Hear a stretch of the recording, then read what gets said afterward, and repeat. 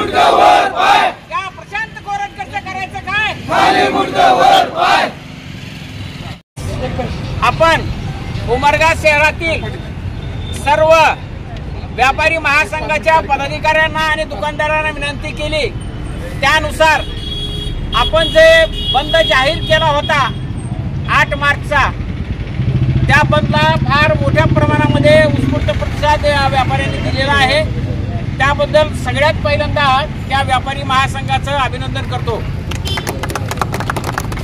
हा बंद महाराष्ट्र शासनाला सध्या या संतोष भैया म्हणजे मसाजोगचे सरपंच संतोष भैया देशमुख यांचा जो निग्रहण खून झालेला आहे, त्या खुनाला वाचा फोडण्यासाठी जे काही सध्या दोषारोप दाखल केलेले आहेत, त्या दोषारोप दाखल केलेल्या सर्वच त्या पूर्ण लोकांना फाशीची शिक्षा व्हायला पाहिजे. आणि त्याचबरोबर याचा मुख्य सूत्रधार वाल्मिक कराड नसून याचा मुख्य सूत्रधार हा धनंजय मुंडे मंत्री आहे.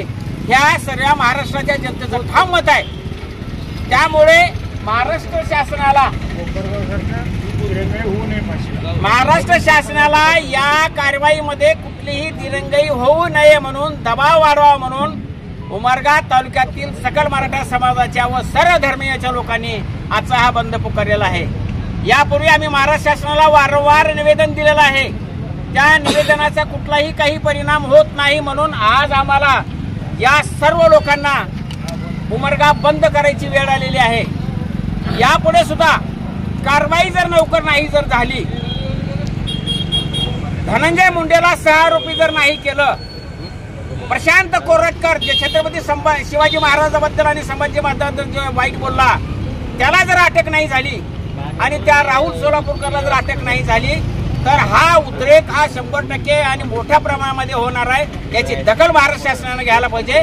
आणि या सामान्य जनतेचं सगळं जे काही म्हणणं आहे, गाऱ्हाणे आहे, माननीय मुख्यमंत्र्यांना ऐकून सगळं कारवाई जे झालेली आहे संतोष भैयाच्या या क्रूर हत्येमध्ये ती फास्ट ट्रॅकने कारवाई व्हायला पाहिजे अशी या तमाम उमरगावासियांची मागणी आहे.